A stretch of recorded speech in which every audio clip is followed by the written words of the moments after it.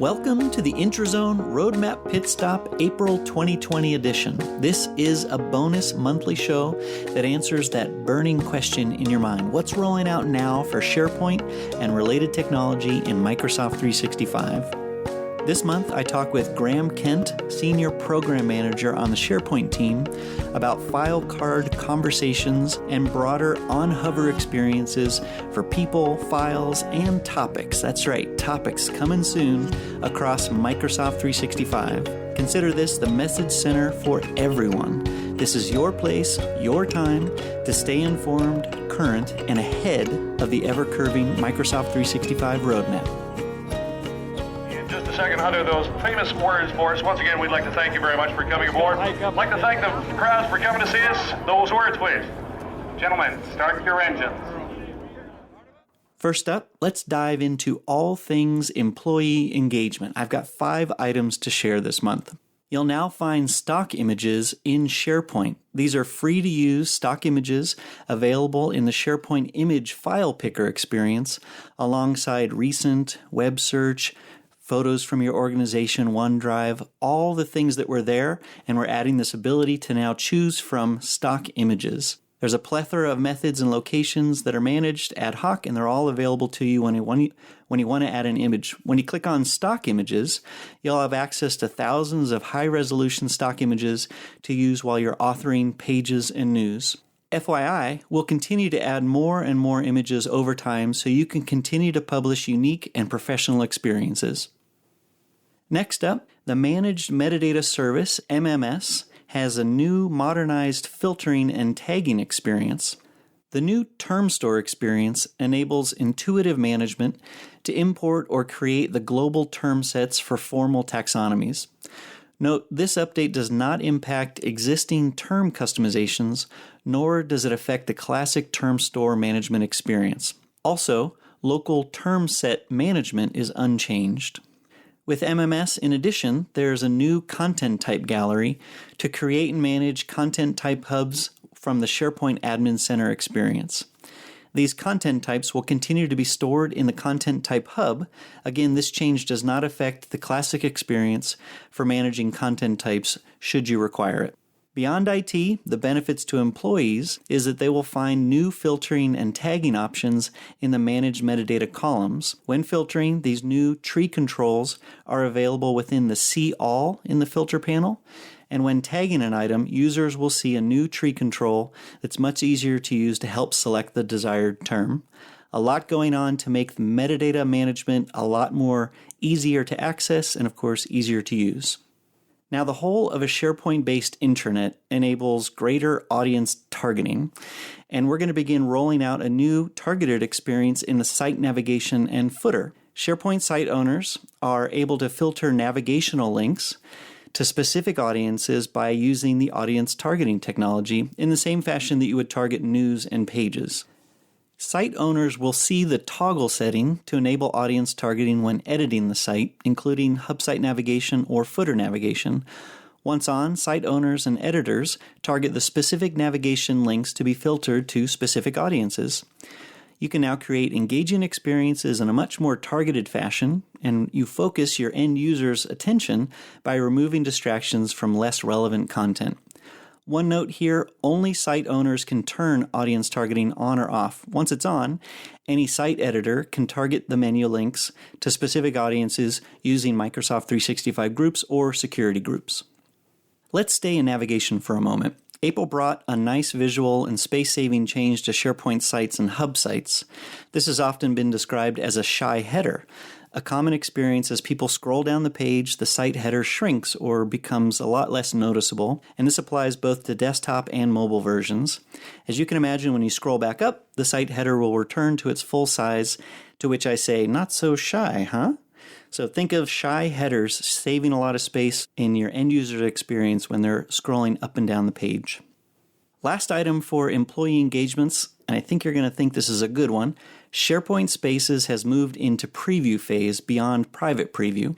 SharePoint Spaces is a web-based immersive platform which allows people to create and share mixed reality experiences. If you've seen this, it's the same as building a modern site or page. First, a user creates the space and chooses options such as structure, background, and theme. Next, like any other page, you can add web parts, this time now with 3D objects, 360-degree images and videos, and of course, two-dimensional images and text. The result, the space, is an immersive 3D experience that can be viewed in a web browser or, if you're lucky enough, to have a mixed reality headset. Very easy to get started. Site owners have to enable Spaces, the preview, on the Manage Site Features page. And once it's enabled, people will see a new option in the site's new menu to create a new SharePoint space. A lot of great getting started documentation, and if you have any great feedback here, the team would love to hear about it. I know they want to move from preview to broader public awareness, and those early adopters getting into the 3D space have a lot of great feedback already, and we'd love to hear from you. Let's take a pause and dive into one of the features that rolled out in April around file card experiences and conversations. We'll talk with Graham Kent, a senior program manager from the SharePoint team who's focused on intelligent file card experiences.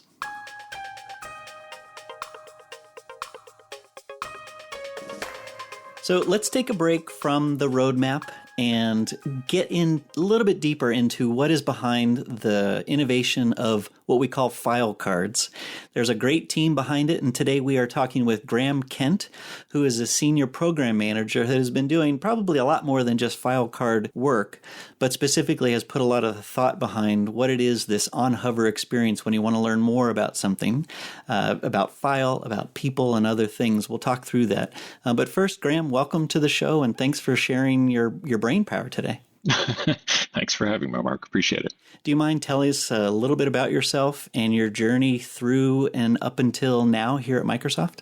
Yeah, I've been at Microsoft quite a while now, longer than I'd like to think, but almost 15 years. And one of the things that I really love about working at Microsoft is how things change pretty regularly, and it gives you an opportunity to work on different stuff. You never get bored. And I, about 10 years ago, started getting into a lot of our data and telemetry systems, trying to understand how were our users actually using products, what were they using, how do we benefit from understanding more where they are so that we can improve the things that they want, and potentially save them time by not working on the things they don't care about.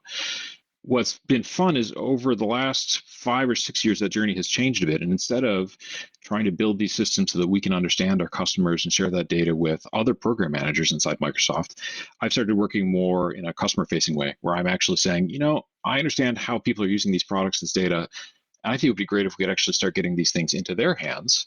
And that was kind of the beginning of this journey within the file intelligence space, was realizing that once I could see behind the scenes how people were interacting with my documents and files, it was pretty clear that other people would certainly want that too.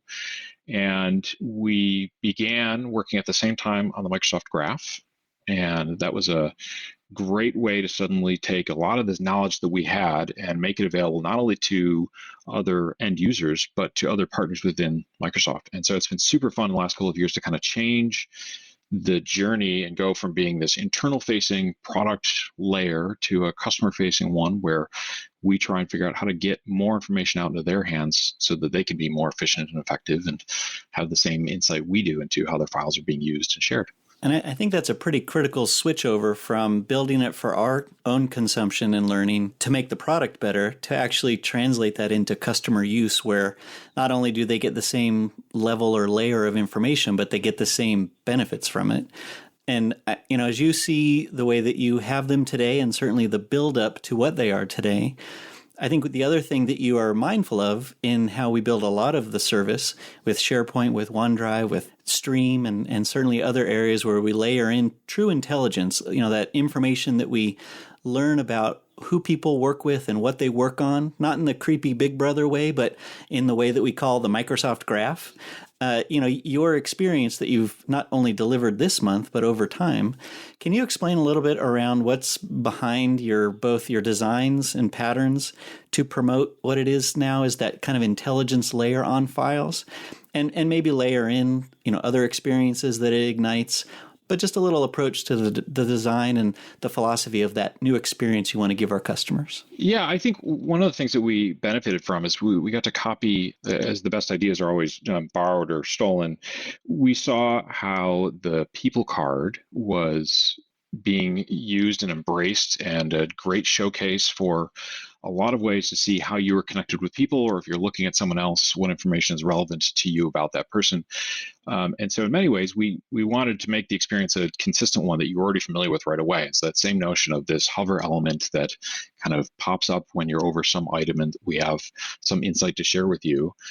We tried as much as possible to keep that same experience in the UX and the dynamic that we have there. That people card is already building on the Microsoft Graph, where Microsoft is very much trying to build these relationships between people and items like meetings and conversations and documents. And if we can layer on top of those relationships either simple knowledge, just like counts of interactions or counts of views or counts of chats, things like that. And then we can actually take that and give you true insights where we go beyond just saying, here's a number, but we can actually start giving you insightful information. A great example of the latter is the inside look feature, where we'll actually help you to see what's in a document before you've had to open it. We'll save you a little bit of time. You hover over this, and we'll actually tell you what, in the words of the author, that document is about. That's where we're going beyond just the simple, this thing's been seen 5 times, which is still a very useful piece of information, but it's pure information, to an insight, something that actually helps you be more efficient. And by putting that back into the graph, the benefit is other products within Microsoft and specifically within Office can also build on that. And then they can say, you know, it'd be really cool is if you share this out some way, maybe we can borrow that piece of information that's already there, and we can make that consistent in this experience too, again, so that the user is familiar with it wherever they're interacting with it on whatever endpoint, be it mobile or desktop or web, that they feel like it's familiar and much easier to iterate on those things. That's what we've been running at a lot.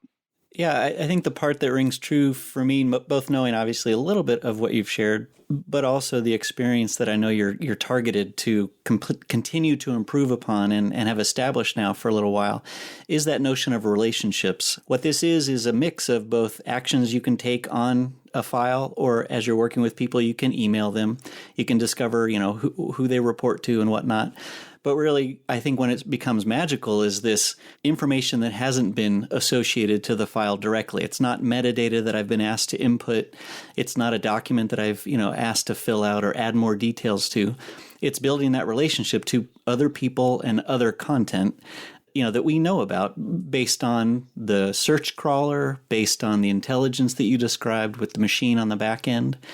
And so if we layer in now that context, what's most new this month is all around conversations, which we know technically live across different containers. That may or may not be the best way to describe it, but it's definitely not information that's embedded within the file. Can you talk a little bit around this most recent innovation, what it is, and then obviously a little context to how you designed and built it? Yeah, I'm so excited about conversations. We've been working on it for a while. It was pretty obviously a cool idea as soon as we internally started punching it around.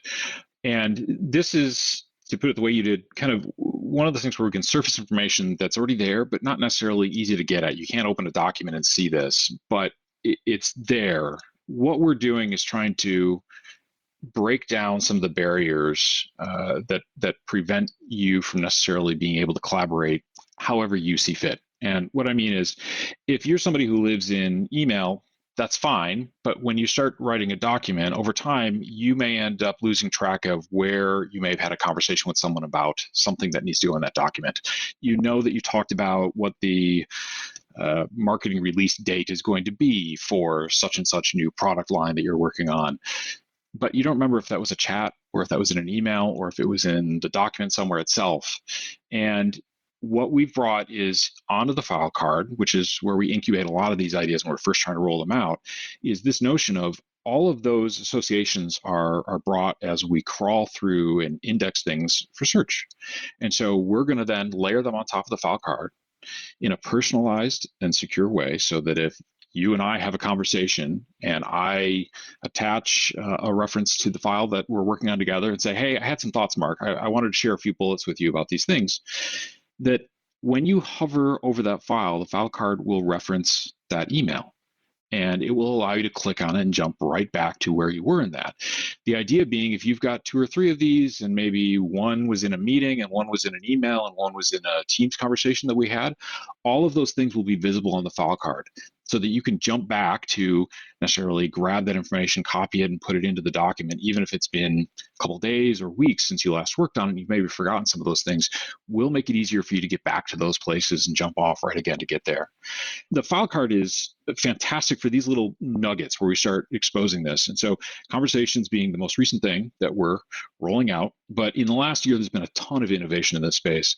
Viewers is something where we'll let you see who has viewed your file, so that if you share a document out and you've got a review of that on Thursday afternoon and it's Wednesday and you see that only 2 of the 7 people you've shared it out to have actually looked at it, that's helpful for you. You can go back and maybe nudge them or push that meeting out a little bit longer to give them more time to review, but it's information that you'll be able to take a look at because it's your file and you have access to it. And getting back to the confidence and security piece, if someone else doesn't have access to that document, they don't get to see these things. If someone wasn't involved in the email conversation that I had about the document with you, they're not going to see that when they look at the file card. That's only something that, as a participant of the conversation, I will actually see it show up. And so we've been adding a lot of these personalized items on the card to be able to surface some of this information. Conversations, viewers, there's an activity highlight section where we kind of make suggestions so you can stay on top of a document. This is where if there have been significant edits since you last touched it, or if someone else has mentioned you in there, we'll let you know that, again, let you click right in and be taken right back to that spot where that mention happened or where the comments were. And lastly, I mentioned this before, the inside look piece, we're actually trying to help you with Word docs right now, where we will go in and actually use AI to look at the content and identify which section of the content most reflects what that document is about, and then use that piece of content to tell you, hey, this is the highlight of this document. Think of it as an automatic summary almost. Again, using the author's words, not ours. We're not trying to put any kind of layer on top of it. This is just showing what it is that we found in there. But it's, again, a way for you to get a glance of something in that document, hopefully without having to open it up, without taking the time to actually open the document, download it, realize you're in the wrong place. This is a way for you to go, oh, that's not the one I wanted. I can jump back to this one because there was 3 things with similar names, and still help you find the right thing that you were looking for and know that you're on top of all the changes happening in those files.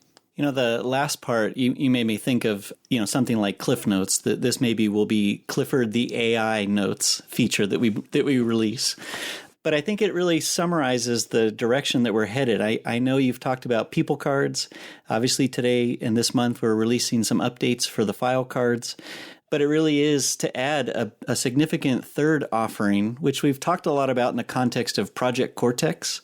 And I'd love it if maybe my last question for you is a little bit, what are some of the challenges or learnings off of hover cards for files and people, and where that has led us to how we're thinking about designing what we call topic cards. So maybe you can just give us a little teaser of what is a topic card, and then in context, how will it round out our broader on hover offerings throughout Microsoft 365? The family of hover products, I think we need to go trademark that. Yeah, as I had mentioned at the beginning, the file card itself kind of was taking the best of people card and trying to learn from that consistent piece. And in that you had what's relevant to people as you hover over them. And the file card obviously talks about what's relevant to a file as you hover over it. And with Project Cortex, you have this new notion of topics within an organization. So the knowledge of what the terms are or code names, things that often get in the way of people. The topic card is going to be able to let you hover over something that may have been obtuse to you before and give that clarity of what does this mean? Who's a subject matter expert, things like that. In a similar vein, it should be a familiar user experience for you to be able to hover over these things and get the insight that you need. The challenge that we often run into, and it's a fun one in my mind, is you don't hover over an item necessarily to explicitly do something. I like to believe that in many cases, when you open up any one of these cards, that you get some piece of information out of that you've learned what you needed to. You figured out who the manager of that person was, and you're like, oh, good, it's the person I was looking for. Or for the file card, it's the right file, and that you're on top of it. There have been no changes since the last time you looked at that document. These are delightful. They may save you several minutes, and if that translates to several times a week, I feel great that at scale, there's tons of efficiency that we're providing for people with these things. Not to blow it out of proportion, but these numbers are massive. The challenge is then, how do you determine success? So how do you know that if somebody opened that card, that it provided use to them? And so there's been a lot of interesting things that we do to, again, in an anonymous fashion, look at how long people interact with the cards. If you open a card real quickly and then close it, was that a meaningful interaction, or was that something that probably was just a pass that you didn't mean to, or didn't get the right information that you were looking for?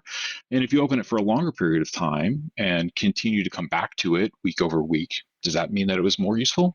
That's kind of where we've landed, and that's partially what we're looking at. But what I love, again, is things always change. We're constantly trying to find new ways to do this. And so getting feedback from users is always delightful for me, and I love hearing what their suggestions are too. So I'd love to hear from them. I can tell by the evolution of how you all have designed it, how you've iterated and not only added functionality, but simplified, even if it's a very complex algorithm, chatting with the back end, machine learning, AI. To the end user, I think is really where your goal is. I certainly appreciate this deeper look into what you're doing. Thank you for joining us, and thanks for your time today. Thanks for having me, Mark. I'm going to hover away now.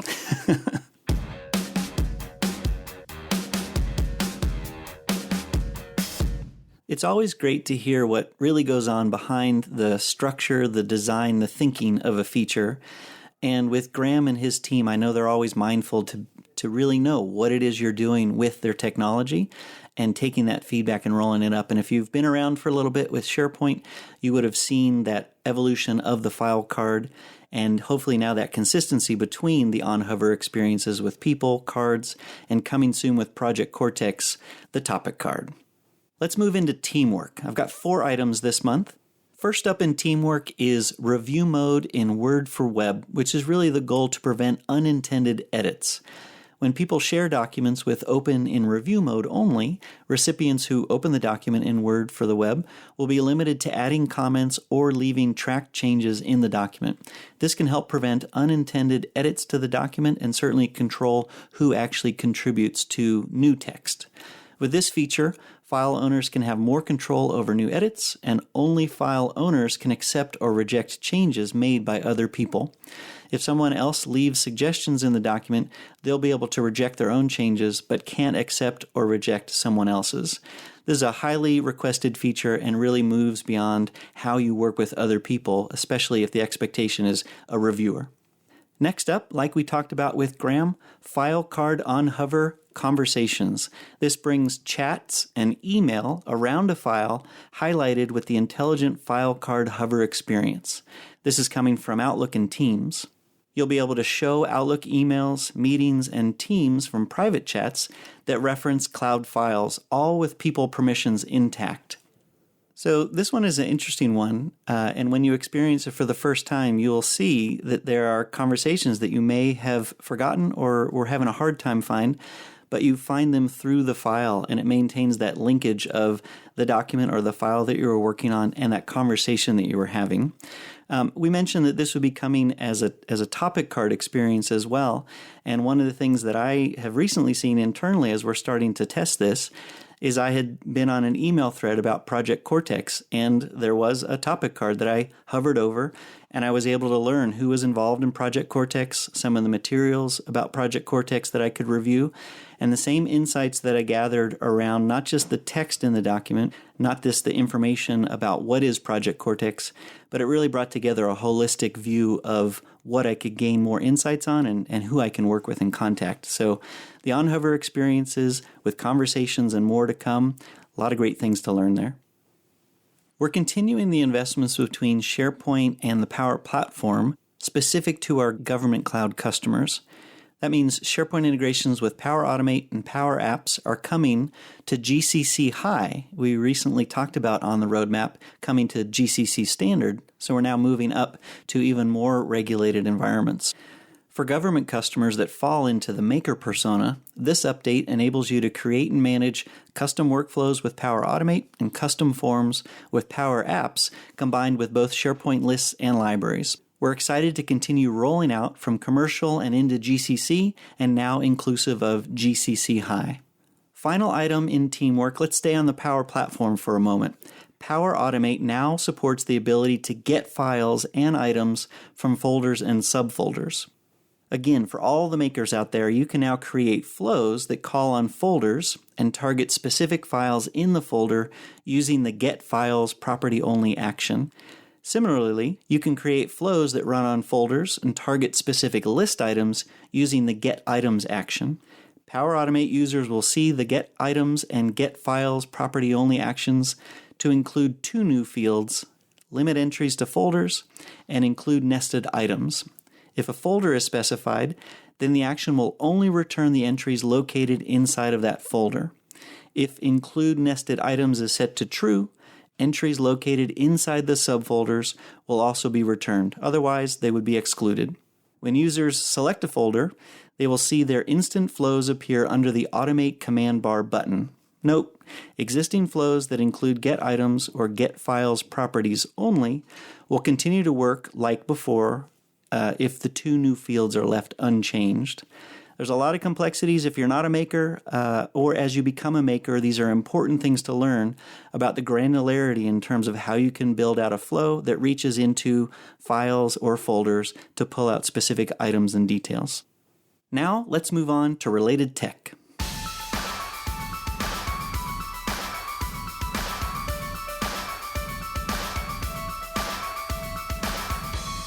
And now let's move into related tech. This first related tech item is pretty big, and I think of it as a bridge maker. It's the new Yammer app in Teams. Use this to stay connected to what's happening across your organization. You'll have that full experience of Yammer right in your hub for teamwork. You can participate in conversations, watch live and on-demand events, and browse your communities, helping you broadly stay up to date alongside access to your projects, chats, and meetings. The new Yammer app in Teams can be pinned directly into the Teams left-hand navigation for quick access alongside Calendar, Teams, Chats, and other. This next one is simple, with a true breadth implication. Office 365 groups will become Microsoft 365 groups. Microsoft 365 offers an integrated set of apps and services that puts artificial intelligence and other cutting-edge innovations right at your fingertips.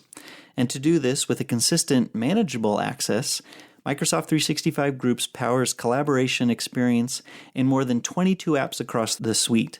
And partners can build custom solutions for their customers leveraging Microsoft Graph APIs and the Power Apps framework. Whether it's a team in Microsoft Teams, a community in Yammer, or a group-connected SharePoint team site, Microsoft 365 Groups in the following platform enable people to create, share, and discover knowledge and information in a governable, manageable way. Next, the Planner mobile experience is getting a serious boost. The Planner app for Android improvements include landscape mode for Android, the ability to attach files to tasks. You just select a task card and then tap on the paperclip icon. You can attach a file that's stored locally on your device or in the cloud through OneDrive or SharePoint. For Planner on iOS comes offline read-only mode, an improved share to Planner where from any app or mobile web browser, you choose which plan and bucket to add your new task. So I say add a task for yourself to download the Planner mobile app for Android through Google Play and iOS through the App Store. Last related item is for all those needing to analyze and understand usage wherever employees are working. So this month brought new and updated usage reports for admins. Many people are being asked to work in new and different ways as they are now working remotely. This has been driving a renewed interest in understanding how people are using Microsoft 365. We hear that you want to learn if people are saving content to SharePoint and OneDrive, if more are using Microsoft Teams for chat and online meetings, and how email usage is trending. The baseline question being, are people taking full advantage of the services for which you've enabled? The usage reports in the Microsoft 365 Admin Center can help answer these questions and many more. There are usage reports for Microsoft Teams, OneDrive, SharePoint, Exchange, Yammer, and more, with standard views across 7, 30, 90, and 100-day periods. To learn more about all the available reports and permissions you need to view them, go to the new documentation that we'll have linked in the show notes. Okay, I know you are now on the edge of your home office chair, waiting to hear what comes next. Let's get into the teasers, a peek into next month, May 2020. Teaser number 1, conditionally show or hide columns in a SharePoint list or library form. Teaser number 2, new Yammer Conversations web part for SharePoint that supports the new Yammer. Small note, we talked to the Yammer team recently in depth with all things for the year of Yammer and expect a new Interzone episode all about Yammer coming soon. That's it with the teasers. For resources, we've added a list of important resource links in the show notes and in the corresponding blog post on the Microsoft Tech community. These resources will assist you in learning more about key help articles, information in the Microsoft 365 public roadmap, recent SharePoint and OneDrive community blogs, and all things Twitter. All the places you need to get up to speed and stay ahead. We hope you've enjoyed this nice, smooth ride through the roadmap Pitstop. Stay engaged, send us your comments, and ask questions. We're here to put both our and your best change management foot forward. We've seen March winds and, of course, April showers. May they bring forth May flowers and, of course, a ton of features. Stay safe out there. I hope all are doing well, and thanks for tuning in.